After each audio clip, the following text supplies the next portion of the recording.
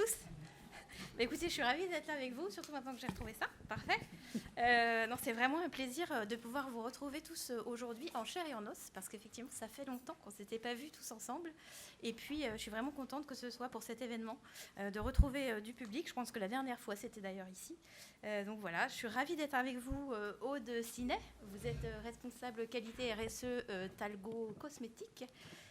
On est également aujourd'hui avec Alexandre Yachine, vous êtes le directeur général de la Fondation de la Mer. Et David Collomb, vous êtes vice-président de la Confédération de la filière française de l'eau. Et moi-même, Clotilde Verne, donc je travaille à la direction développement durable de BPI France. On va commencer assez rapidement, peut-être par vous, David, si vous voulez bien. On va commencer par les enjeux macro du cycle de l'eau. Est-ce que vous pouvez nous expliquer finalement le cycle de l'eau ? Oui, bonjour à toutes et à tous. Il serait bien prétentieux de ma part de prétendre vouloir expliquer l'ensemble des sujets liés au cycle de l'eau en 5 minutes. Mais rapidement, pour partager avec vous quelques éléments de réflexion qui nous plongent un peu dans nos sujets d'interaction entre la qualité de l'eau douce, la qualité de l'eau marine et ce qui se passe sur ces milieux. Le cycle de l'eau, on le voit, il se dérègle assez fortement. On a observé qu'en 1 mois et demi cet été, on a vu les inondations en Allemagne, les dômes de chaleur à plus de 50 degrés au Maroc, l'Amérique de l'Ouest assez dévastée aussi par ces dômes de chaleur. Il y a 2 jours, du côté de Montpellier, sur la Neuf, ils avaient de l'eau jusqu'aux épaules. Et à 100 km de là, il y avait des restrictions d'usage sur l'eau dans le sud de la France. Donc on a bien l'image par l'eau, du fait que l'eau est un des marqueurs principaux du changement climatique. Et ce cycle de l'eau qui se dérègle, il nous rappelle un peu toutes nos interdépendances aussi, de nos modes de vie, de nos sociétés, qui nous ont été cruellement rappelées par le Covid, les interdépendances entre le monde urbain et le monde rural, les interdépendances entre les activités agricoles, les milieux terrestres, les milieux aquatiques et la biodiversité, les interdépendances entre les milieux terrestres et les milieux marins. L'eau douce et l'eau salée, l'alimentation, faut-il plutôt manger du poisson, faut-il plutôt manger de la viande au risque de vider les mers ou bien au risque de polluer plus en méthane l'atmosphère. On est dans une grande incertitude. Ce qui est certain, c'est que la science nous donne quand même quelques éléments. Chaque fois qu'en moyenne on a plus 1 degré de réchauffement climatique, c'est plus 7% d'évapotranspiration au niveau de la planète, qui est une grande cocotte minute. Ça veut dire quoi ? Ça veut dire quand on a des scénarios maintenant que l'on sait vraiment probable à 2,5% et on est sur entre 15 et 20% de précipitations en plus, on voit bien que l'homme va devoir gérer vraiment des événements de plus en plus extrêmes. Là où l'on pensait qu'on maîtrisait la nature, ça nous renvoie un petit peu à notre humilité collective. Quelques chiffres que je voulais partager avec vous, je m'étais noté comme ça rapidement, pour dire que dans ce contexte qui est celui d'aujourd'hui, on va devoir faire face à des défis qui, en plus, nous mettent la barre beaucoup plus haute. On a 70% des prélèvements de l'eau douce qui sont liés à l'agriculture, et on a plus 60% de la production de nourriture qui devra être trouvée d'ici 2050 pour soutenir l'augmentation de pollution. 60% fois 70%, ça fait grosso modo entre 40 à 50% d'eau douce agricole à augmenter d'ici 2050. Les villes et l'industrie aussi, on va devoir avoir une demande d'eau potable dans les villes de plus 55% à échéance 2050 toujours, et plus 400% si on veut soutenir les process industriels qui sont actuellement en route et projetés. Ce n'est pas soutenable en l'état. L'eau et l'énergie, il faut plus 15% d'eau douce qui sont prélevées pour l'électricité d'ici 2050, et 10 à 30% des dépenses pour produire de l'eau ou épurer l'eau, c'est de l'énergie qui a besoin de toujours plus d'eau. Donc si on cumulait dans un espèce de calcul mathématique l'ensemble de ces effets, on arriverait à quelque chose d'assez terrible et qui nous montre que notre modèle n'est clairement pas soutenable pour l'eau potable d'abord. Donc, comme je disais, l'homme un peu dans son... Enfin, c'est pas faire le café philo, vous m'arrêtez, mais l'homme un peu dans son orgueil a pensé qu'il pourrait disposer à volonté des ressources de la nature. Et il découvre en fait qu'il n'en sera rien. Si on arrêtait toute activité humaine aujourd'hui, on sait que pendant 20 ans, on en prendrait de toute façon, le cycle est lancé et l'emballement a démarré. Donc ça, c'est un fait. Donc ça, c'est la première peine pour l'humanité et c'est à celle-là qu'il faut faire face et ce à quoi on se pose tous les questions dans le Salon Pro Durable ici, probablement. Mais à cette première peine s'ajoute une deuxième peine, c'est que si on ne change pas, c'est pas pour 20 ans qu'on en prend, c'est pour beaucoup plus. Et puis il y a des effets corollaires qu'on est en train de redécouvrir, notamment avec le phénomène Covid, c'est que les stress anthropiques sur la biodiversité et sur les milieux provoquent les créations de virus, de bactéries, de ravageurs, de migrations imprévues, et c'est la troisième peine pour l'humanité. Alors vous allez me dire, que faire? Est-ce qu'on fait quelque chose? Est-ce qu'on fait rien? Est-ce qu'on subit? Non, alors il y a des grands principes qui ont été mis en place pour protéger les milieux, et du coup, quand j'en arrive après au glissement de l'eau douce vers l'eau salée, et on va parler d'innovation après dans tous ces points qu'on peut laisser là maintenant. Voilà. D'abord, il y a les grands principes: réduire, éviter, compenser. Je pense que tous les représentants d'entreprises qui sont là doivent avoir ça en tête. Ça ne sert à rien d'avoir des actions positives à fort taux de communication à l'extérieur si on n'a pas fait sur des marches intérieures. Je ne donne pas des leçons, hein, attention. Voilà. Il y a des technologies qui peuvent venir nous aider en appui. Ce sont les technologies d'adaptation qui procèdent d'abord d'une meilleure connaissance. Et on va parler de la connaissance avec la Fondation de la mer, des fonctionnements et des mécanismes qui régissent cette équation un peu de l'eau dans le monde dont on a vaguement effleuré quelques grandes défaillances tout à l'heure, pour anticiper. Ensuite, il faut probablement réallouer les richesses. Et puis redéfinir ces interdépendances entre l'eau douce et l'eau salée, entre les importations et les exportations, l'eau grise, qu'est-ce que je m'étais noté? Oui, on verra apparaître, c'est inéluctable, des phénomènes de migration qui nous réinterrogeront aussi. Je discutais avec quelqu'un qui connaît très bien le Nigeria, on frise les 200 millions de personnes. On sait très bien que d'ici 2050, le Nigeria n'aura pas la quantité d'eau et de nourriture pour soutenir tout ça, donc de toute façon, on va avoir des problèmes. Donc on en arrive plus sur l'eau. Qu'est-ce qu'on peut faire sur l'eau? Et donc je représente ici le comité stratégique de la filière de l'eau et la filière française de l'eau, qui regroupe en gros, vous savez, le gouvernement a créé un grand conseil national de l'industrie avec des grandes filières stratégiques, la filière traditionnelle, nucléaire, ferroviaire, mine et métallurgie, chimie, nucléaire, etc. Et on a une filière industrielle de l'eau qui est assez récente, qui a été créée en 2018 et qui tend finalement à créer des synergies entre différents écosystèmes, le monde de la recherche et public, le monde de l'innovation privée, les écosystèmes de start-up et de PME qui sont innovantes sur les questions de l'eau, les grands groupes qui peuvent drainer des actions sur des grandes échelles ou sur des problématiques de forte complexité. Et récemment, une des actions que nous allons mener en 2021 avec le CNRS, l'INRAE et le BRGM, c'est de créer ce qu'on appelle un CORI. Il y a eu un CORIMER qui a été créé, il me semble, récemment, donc un comité de recherche-innovation pour essayer d'arrimer le monde de la connaissance et de la science dans la prédictivité des phénomènes liés à l'eau, avec les problématiques et les solutions qui peuvent être portées par des industriels ou des acteurs économiques, y compris les ONG d'ailleurs ou autres, pour avoir une task force française de l'eau plus efficace et plus agile, sachant qu'on a une culture de la gestion agronomique et de l'eau française qui est quand même assez ancienne, réputée dans le monde et qui peut prendre un peu plus d'ampleur. Donc, alors je ne sais pas s'il y a une question après sur l'innovation, oui, mais je glisse un peu dessus. Voilà, exactement, on y va. Effectivement, quelles seraient les solutions finalement et les leviers d'action qu'on voit? Alors, indépendamment des fatalités dont on a parlé tout à l'heure, on ne peut pas rester les bras croisés, donc il faut anticiper. Anticiper, donc c'est mieux connaître et avoir des modèles prédictifs sur ce qui va se passer dans ce grand cycle et dans tous ces grands effets qui vont de la captation dans les nappes, en passant par tous les points et tous les mécanismes du petit cycle de l'eau, qui est ce cycle qui va du prélèvement jusqu'au rejet dans les fleuves qui eux-mêmes terminent en mer, et puis avec cette évapotranspiration. Partout, l'homme est partout dans ce cycle-là, et partout, l'homme émet un certain nombre d'éléments et de polluants et autres. Et il faut que l'on mette progressivement en place des filtres, des verrous, des actions positives sur chacun de ces points. Alors bien évidemment, il y a les stations de traitement, etc. Mais ça ne suffit pas. Dans les mers, il y a des choses qui apparaissent. Donc je m'étais noté sur ce glissement entre l'eau douce et l'eau marine et ses interdépendances. L'eau douce, enfin l'eau déjà lave la terre. L'eau, c'est le grand nettoyeur. Hein. Et ce grand nettoyeur, au bout d'un moment, il sature parce qu'il y a des choses, il n'arrive pas à le nettoyer tout de suite ou sur les échelles de temps qui sont les nôtres.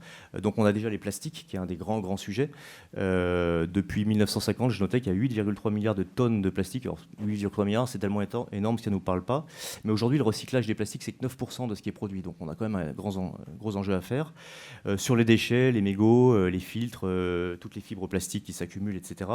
On s'aperçoit que ces matières-là, non seulement sont des polluants par elles-mêmes, mais elles drainent avec elles en plus des pathogènes. Elles font des migrations d'espèces. Voilà, donc elles ont des effets collatéraux qui sont pas top. Le pétrole déversé en mer, là, c'est un cinquième de la production est offshore. Il y a régulièrement des accidents. Donc on estime à 6 millions de tonnes par an le pétrole qui est versé en mer. Je ne veux pas déflorer peut-être ce dont vous allez parler juste après. Les eaux usées domestiques, donc c'est 150 litres par jour et par habitant qui sont rejetés dans ce cycle de l'eau et qui terminent inéluctablement en mer, plus les effets de lessivage des sols. Donc sur l'ensemble de ces points, il faut qu'on mette en place des mécanismes pour éviter d'émettre. Voilà. Filtrer et réduire au maximum là où on peut. Et puis après, la compensation dans le domaine de l'eau, c'est quelque chose qui est pas évident. Donc là-dessus, on a toute une batterie de technologies qui ne suffisent pas par elles-mêmes. D'abord, il faut moins émettre. Vous connaissez les problématiques sur nos modèles agricoles qui sont très consommateurs en phosphore, en azote, etc. et qui se retrouvent dans les mers. Évidemment, dès lors qu'on tue les microbiologies qui sont sur les sols, évidemment, les quantités de produits qui sont nécessaires augmentent. Les lessivages des sols augmentent aussi. Et tout ça termine dans la mer inévitablement, crée des eutrophisations et des pressions sur les espèces marines qui sont intenables. Voilà. Et puis on a des sujets qui sont montants aujourd'hui dans le secteur de l'eau, mais je ne peux pas vous faire un exposé global sur chacune de ces thématiques, j'y arriverai pas en 3 minutes. Mais on a les sujets aussi montants, qui sont des sujets liés aux pesticides aujourd'hui, où maintenant on parle des métabolites de pesticides, où ces molécules, quand on arrive à les traiter, elles sont quand même coupées en petits bouts. On s'aperçoit que ces petits bouts, ils ne sont pas bons individuellement, mis ensemble, ils peuvent être encore pires. On s'aperçoit que ce n'est pas toujours la quantité qui fait le poison, contrairement à ce qu'on nous avait appris initialement, c'est qu'il y a des produits pour lesquels c'est la micro-quantité ou la nano-quantité qui rend le poison avec des effets qu'on ne maîtrisait pas. Tout ça pour dire que on doit avoir des effets collectifs macro par les grands systèmes de traitement et les grands systèmes industriels que l'on voit, je ne vais pas tous les énumérer, qu'on voit sur chacun de ces points A, B, C, D du schéma. Il faut qu'il y ait des comportements individuels qui changent, notamment par rapport aux émissions de plastique. Voilà. Il faut qu'il y ait des politiques gouvernementales par rapport on va dire, au dopage un peu de nos cultures qui soient raisonnables. Et puis, voilà, on peut travailler aussi sur les eaux pluviales, qui sont des sujets très importants. Voilà. Et donc, dans tous ces domaines-là, la France a du leadership, elle a des entreprises qui sont très innovantes. Je remercie BPI France, vraiment, voilà, Philippe, Clotilde, pour cette table ronde, parce qu'ils nous aident à mettre en place des écosystèmes innovants dans le domaine, dans tout ce dont on vient de parler. On a créé l'année dernière ensemble un accélérateur des PME de ces entreprises, sur lesquels on a pu asseoir un cluster des bioessais, des bioanalyses pour toutes les startups françaises hyper innovantes qui utilisent le vivant pour détecter les pollutions, travaillent ensemble, soient plus grosses, se développent et une action un peu plus visible à l'international. Donc vraiment merci pour cette invitation et je crois qu'en se serrant les coudes, on ne perd pas l'espérance. Voilà. Merci David. Alexandre, peut-être c'est intéressant de compléter ce que vient de nous dire David sur le rôle primordial de l'océan et les enjeux qui sont liés. Mais oui, on ne peut pas parler d'eau sans parler d'abord peut-être de l'océan. 97% de l'eau de la planète, je ne vous apprends rien, se trouve dans l'océan. Et avec le cycle de l'eau, chaque goutte d'eau finira dans l'océan. C'est 97% de l'eau de la planète, c'est 71% de la surface du globe, l'océan. Et si on considère l'espace habitable en volume, c'est 99% de la planète. Alors, ceux qui me connaissent savent que je suis de nature plutôt optimiste, donc je commencerai plutôt par une note optimiste. On peut se réjouir que les enjeux en lien avec l'océan soient de plus en plus connus et de plus en plus pris en compte. Et encore faut-il qu'ils nous engagent à l'action. On était à Marseille, à l'UICN. Pour la première fois, il y avait une plénière qui était consacrée à l'océan. On sait aujourd'hui que le climat se dégrade, mais on sait qu'il se dégrade surtout plus vite qu'on ne le craignait.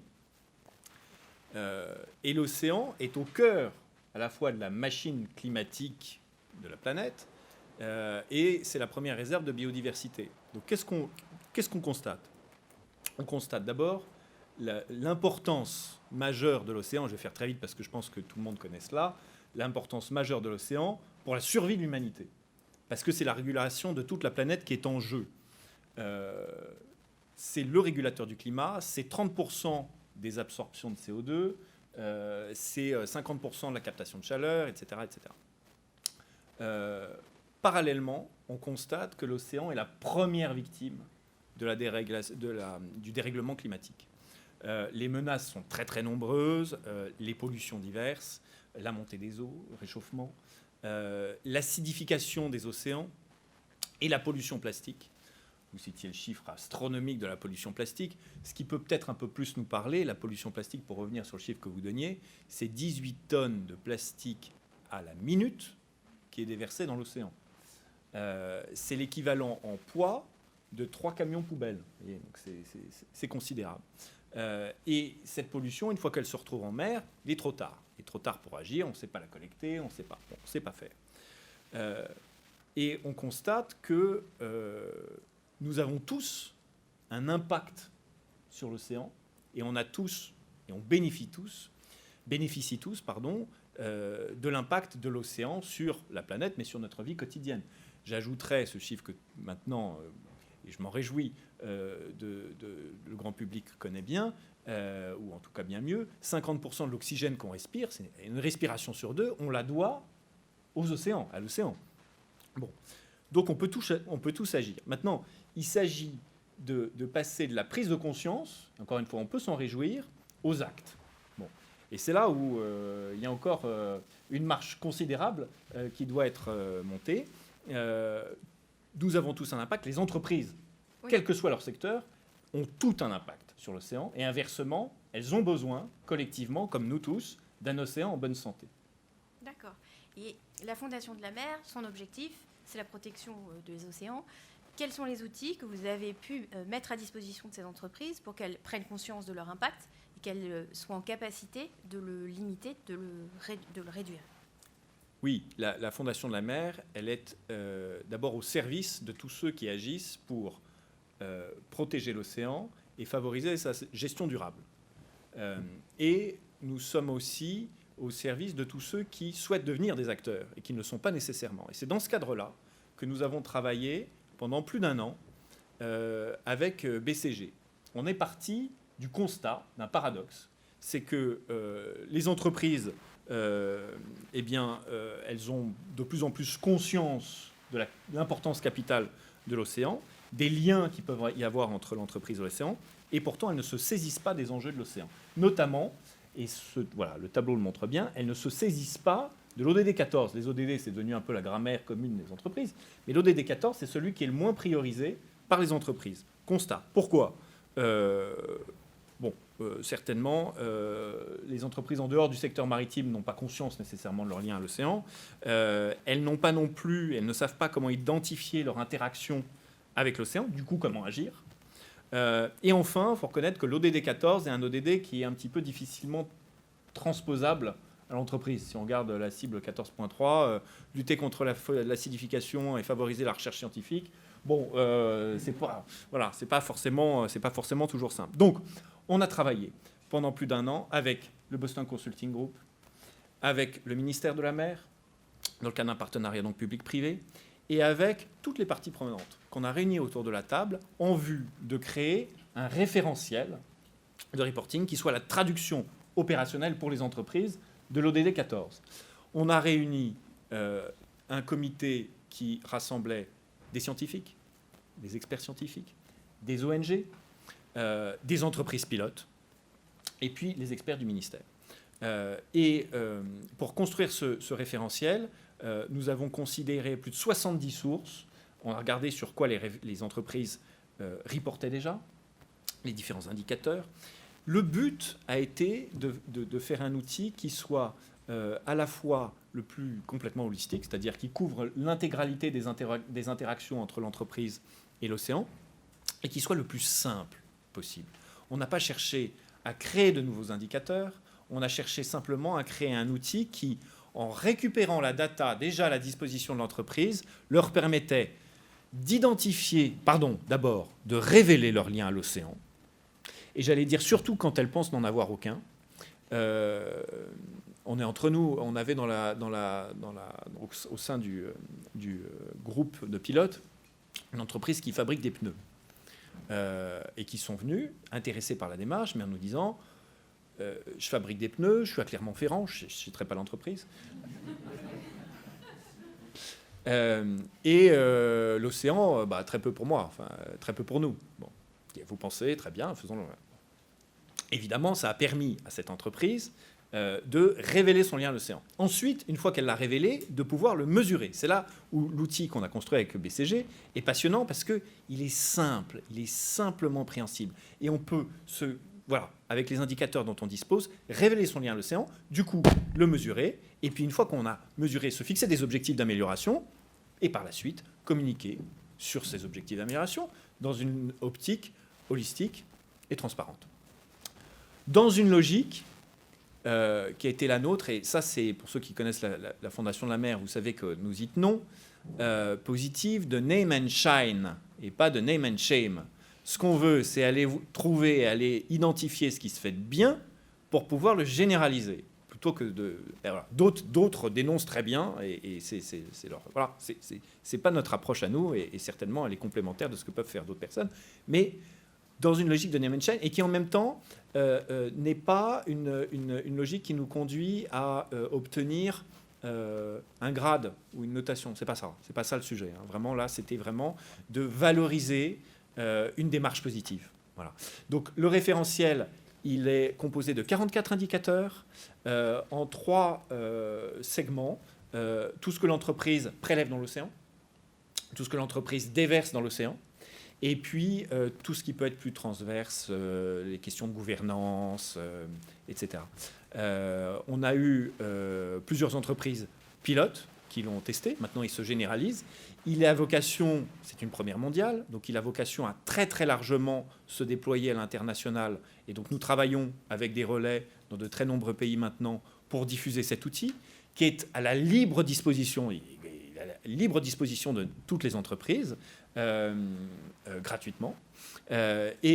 Pour celles qui le souhaiteraient, la Fondation de la mer et surtout son réseau de consultants peuvent fournir un accompagnement dont la première étape, et j'en termine par là parce que je vois l'heure qui tourne, mais dont la première étape consistera d'abord à regarder de près la matérialité des indicateurs par rapport au business de l'entreprise. C'est peut-être là où il y a un petit travail, une première étape sur laquelle on peut fournir un accompagnement. Et après, encore une fois, comme je l'indiquais, l'outil il a été construit pour être simple, pour être pris par toutes les entreprises, quel que soit leur secteur, quelle que soit leur taille, quel que soit leur domaine d'activité, et encore une fois, pour être diffusé le plus largement possible à l'international de la micro-entreprise, PME, ETI et grands groupes.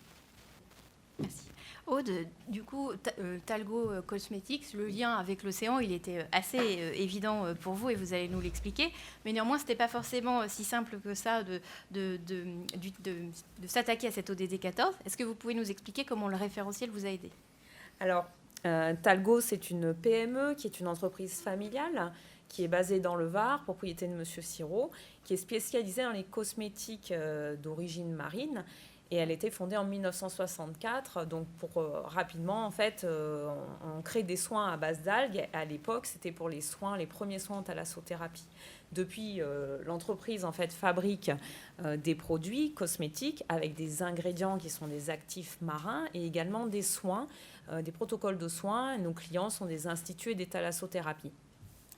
Donc, le lien entre Talgo et la mer, il est évident, Talgo est né des océans puisque tous nos produits contiennent des ingrédients d'origine marine, principalement des algues ou d'autres effectivement plantes marines. Donc finalement, collaborer à la sauvegarde des océans, c'est une évidence. Donc quand on a eu connaissance en fait du référentiel, on s'est dit c'est vrai qu'en tant qu'industriel, on avait déjà engagé des démarches d'éco-conception et de RSE. Et c'est vrai que parmi les 17 engagements de l'ONU, l'ODD 14, pour nous, protection du milieu aquatique, c'est quand même une évidence. Donc on s'est penché sur ce référentiel. Et c'est vrai qu'à première lecture, il m'est apparu très ambitieux, mais il s'attaque en fait à toutes les composantes, que ça va être l'impact du produit en lui-même, donc de son packaging, des ingrédients à l'intérieur, l'impact du site de production, et puis ensuite des questions de gouvernance. Donc il est quand même très transverse sur les sujets. Talgo, c'est une PME. On n'a pas la structure des grands groupes pour s'attaquer à tout un tas de sujets.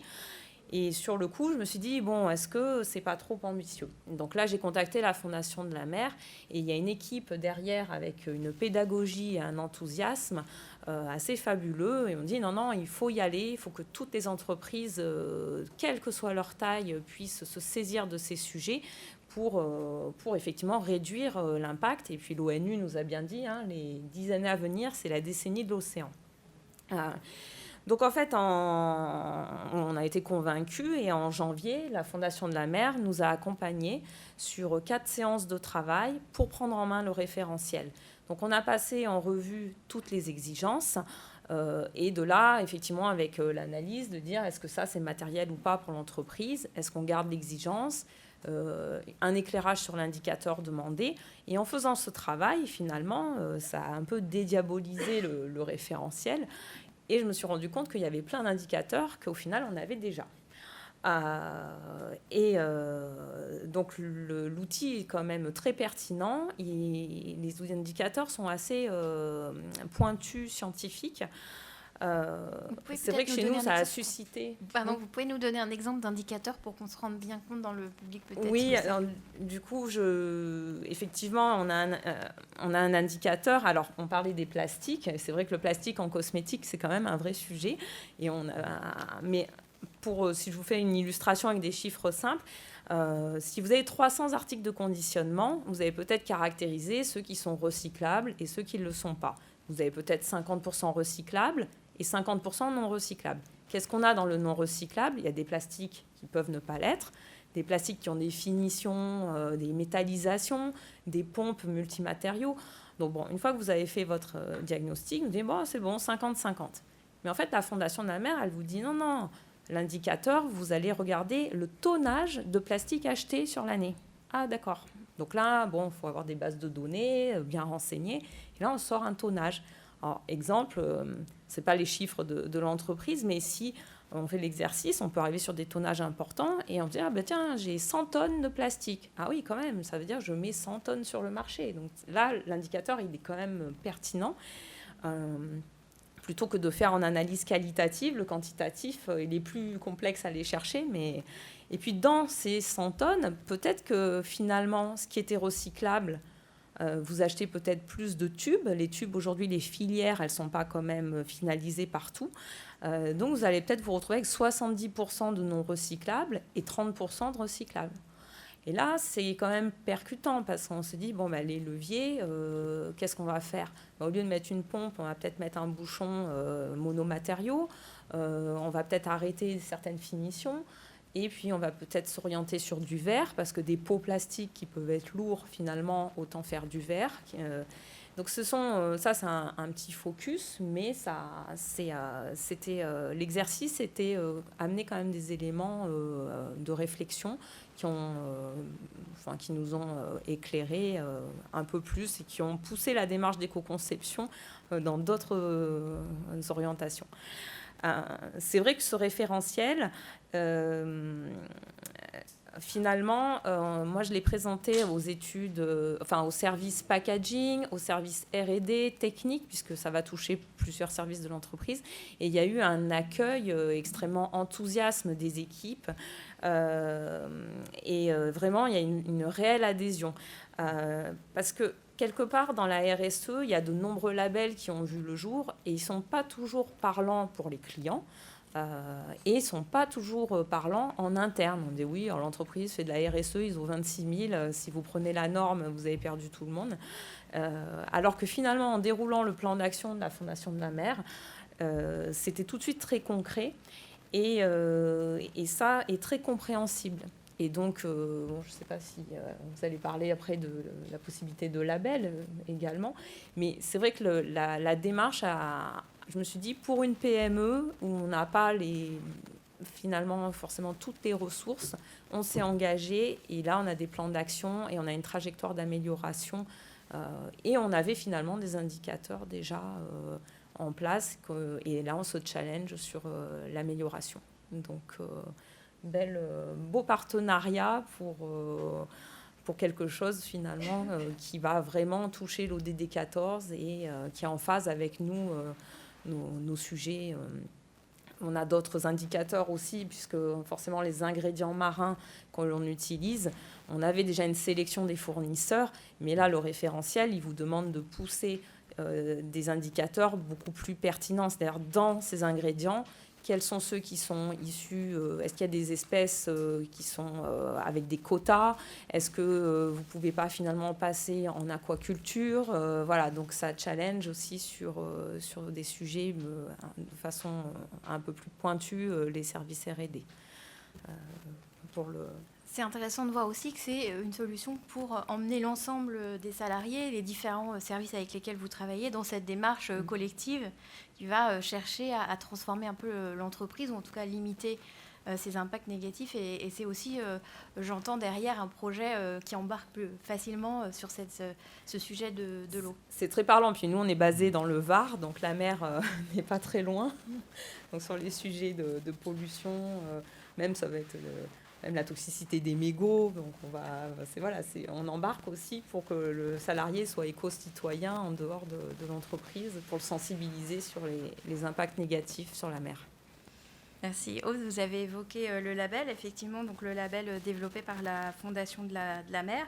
Vous pouvez nous en parler, Alexandre. Est-ce que pour vous, finalement, c'est une solution pour les entreprises pour se démarquer peut-être de leurs concurrents, aussi pour se démarquer vis-à-vis de leurs clients? C'est une opportunité, en plus, je dirais, de faire du bien à l'océan. C'est aussi quelque chose qui est valorisant pour l'entreprise. Mais je crois que c'est exactement ça, vous avez tout dit. C'était l'étape d'après qui nous semblait logique pour valoriser davantage l'engagement des entreprises. On a créé un label en partenariat avec Bureau Veritas qui se fonde sur le référentiel océan. On l'a voulu robuste, donc avec un comité scientifique, une gouvernance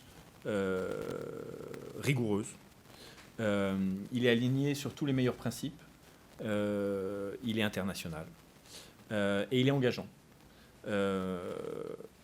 Il engage les entreprises dans une démarche d'amélioration et il valorise leur engagement et puis leur performance. Toujours dans cette logique que j'indiquais, on va chercher à valoriser, à mettre en valeur une trajectoire.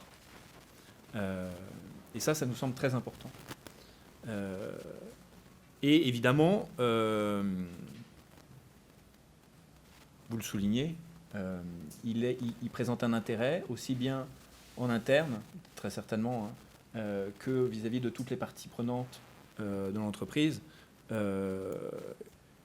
Voilà, quelques raisons qu'on avait soulignées. Pour les auditeurs, il permet d'alimenter leur plan de contrôle avec des éléments qui sont factuels et chiffrés. Pour les banques, il contribue à orienter leur politique de financement. Pour les gestionnaires d'actifs et les investisseurs, et encore une fois, on a refusé de rentrer dans le grade, la notation que nous demandaient encore les asset managers, mais il permet d'orienter leurs décisions d'investissement ou de désinvestissement. Et donc voilà, un label qui a été officiellement annoncé par la ministre de la Mer le 8 juin dernier, mais qui est un label, bien qu'il soit porté par la Fondation de la Mer, qui est un label entreprise internationale, à la fois exigeant, accessible, qui est le garant de l'engagement de l'entreprise et qui, comme vous le soulignez, est un élément de différenciation très fort.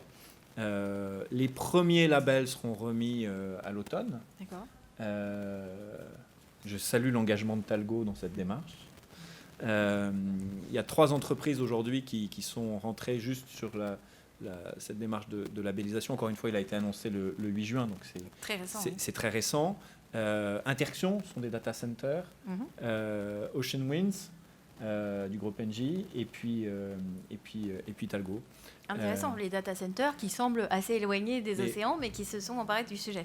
Se sont emparés du sujet. Et comme je vous le disais, nous, ce qui nous intéresse, on était hier à Nice aux assises de l'économie de la mer. Donc parler à des entreprises du secteur, je ne dis pas que c'est simple, parce que les enjeux sont autres, mais c'est important. Mais ce qui est encore plus important d'une certaine manière, c'est justement que toutes les entreprises, surtout si elles ne sont pas directement du secteur, puissent réaliser le lien qu'elles ont à l'océan, et du coup, réalisant ce lien et sachant pouvoir le quantifier, encore une fois, pouvoir rentrer dans une démarche d'amélioration. On ne sait pas, ça c'est l'ONU l'a souligné, on ne saura pas atteindre les objectifs de développement durable sans la contribution des entreprises. Impossible. Et l'ODD 14, le moins priorisé, on a expliqué pourquoi, avec les outils que nous proposons, il peut être pris en compte par toutes les entreprises. Les entreprises, elles ont, et Aude le soulignait, une capacité à agir qui non seulement va permettre à la direction RSE d'identifier un certain nombre de leviers, mais qui peut descendre jusqu'aux directions opérationnelles et permettre une transformation de l'entreprise dans une logique d'amélioration. Merci. On a un petit peu de temps pour les questions. Si vous avez des questions, on a un micro qui va... N'hésitez pas à lever la main bien haut, pas tous en même temps. Merci. Merci. Bonjour, merci pour votre présentation. Je me permettais de vous poser la question par rapport au label. Effectivement, est-ce que vous avez aussi des interventions à l'international, puisque vous êtes en partenariat avec le Bureau Veritas, pour accompagner aussi les territoires et notamment sur l'exploitation de certaines zones portuaires et des impacts effectivement sur la zone océan et les zones mer. Merci. Merci pour votre question. Des exemples. Ouais. Merci pour votre question. Le label, comme je soulignais, c'est une réalisation qui est toute récente, qui a vocation à être internationale et qui a été pensée pour pouvoir être à la disposition de toutes les entreprises. À l'international, la Fondation de la Mer, qui est une jeune fondation, peut-être que je peux en dire un mot, mais la Fondation de la Mer a été créée en 2015. Donc on a un nom qui laisse entendre qu'on est là depuis toujours, ce n'est pas le cas. Nous sommes une fondation française qui veut promouvoir une exemplarité française pour la gestion durable de l'océan. Comment la France peut jouer un rôle de leadership pour que l'océan soit mieux protégé, exploité avec soin et avec sagesse. Donc à l'international, notre démarche, elle est, comme je le soulignais pour le référentiel, c'est la même chose pour le label, de nouer des partenariats stratégiques dans chacun des pays où nous allons déployer à la fois le référentiel et le label. À ce jour, il n'y a pas d'entreprise qui soit en voie de labellisation à l'étranger. Vous citiez les ports, c'est naturellement pour nous un axe de développement qui est absolument essentiel. On discute déjà avec quelques-uns.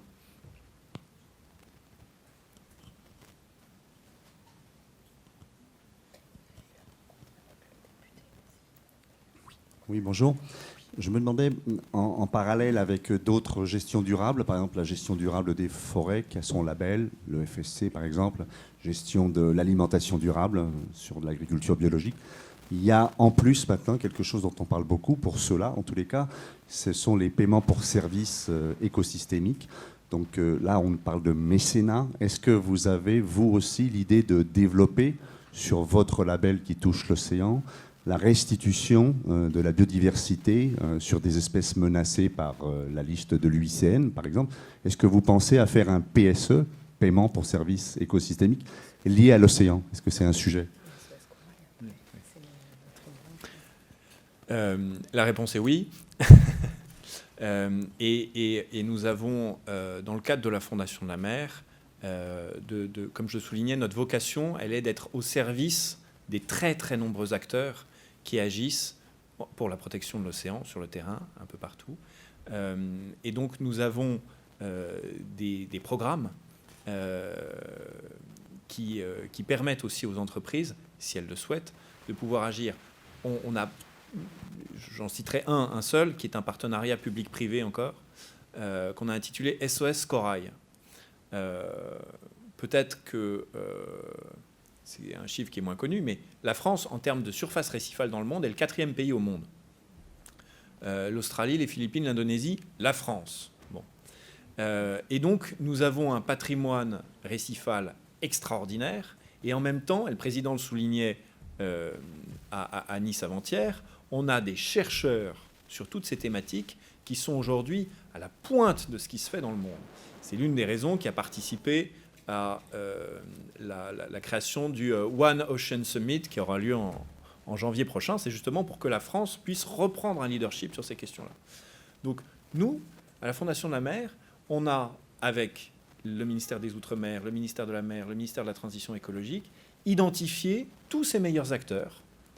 On les a référencés et on a labellisé des projets, des programmes pour pouvoir étudier ces écosystèmes, pour pouvoir les restaurer quand c'est possible, avec une démarche orientée mesure impact. C'est-à-dire que on a aujourd'hui la capacité de savoir, quand on reçoit un mécénat, où le flécher et suivre à l'euro près, dirais-je, l'impact de ce mécénat, avec, puisqu'on a essayé de faire les choses un peu smart, la possibilité pour l'entreprise de pouvoir choisir en fonction de ses priorités, en fonction peut-être d'une localisation où elle a des intérêts stratégiques, en fonction, etc. Donc c'est un exemple parmi d'autres, mais bien sûr, l'ensemble de ces programmes qui sont à la disposition de tous, ils sont intégrés dans cette démarche globale que nous menons. Est-ce qu'on a peut-être une dernière question avant de conclure? Oui.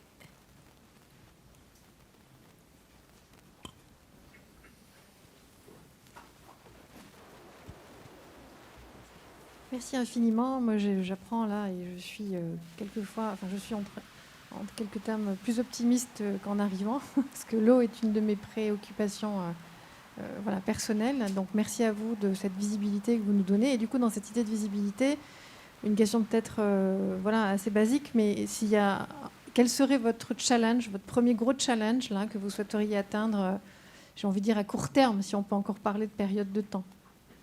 Et merci une fois encore de toute cette belle, de ce beau partage. Merci pour votre question. Peut-être une question qui s'adresse à tous les trois d'ailleurs. C'est ce que j'allais dire. Oui, oui, tout à fait. Quel est votre gros challenge pour entrer en action? J'ai beaucoup parlé au début, mais en regardant la tribune, je me disais un challenge, ce serait que nous tous collectivement, dans chacune de nos organisations, chaque fois qu'on organise un forum, une conférence, etc., on prend une carafe d'eau en verre, on prend de l'eau du robinet et on évite d'émettre du plastique avec des bouteilles comme ça. On garde juste le gobelet recyclable. Donc ça, c'est une action opérationnelle et concrète.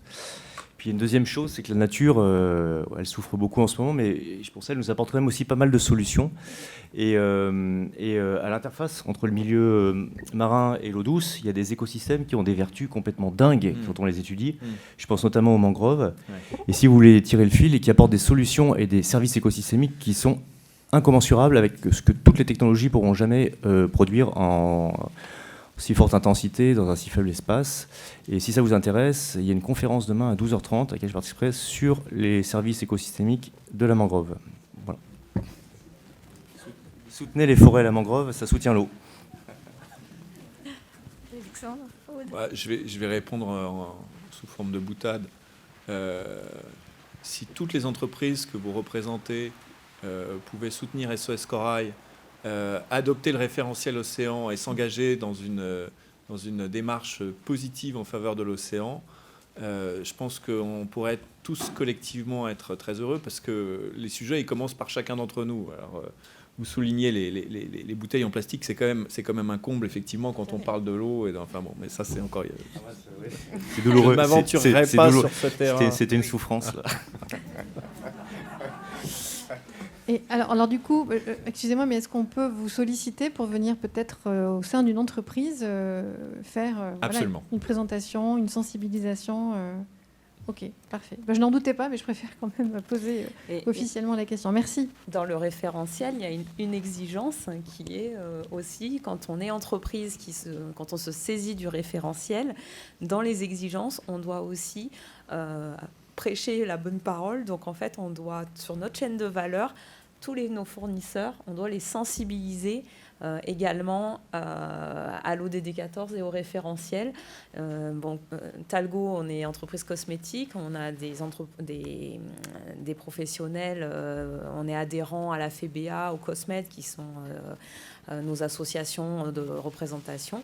Et la FEBA et le COSMED se sont aussi saisis, notamment le COSMED, de cette problématique pour justement étendre encore plus le rayonnement du référentiel. Donc c'est en cours, parce que finalement, plus on sera à agir, même si en fait la machine est en route, le temps de mener les actions, de modifier des formules, ça peut être des temps de développement, mais c'est la prise de conscience et se mettre en mouvement qui va créer la dynamique.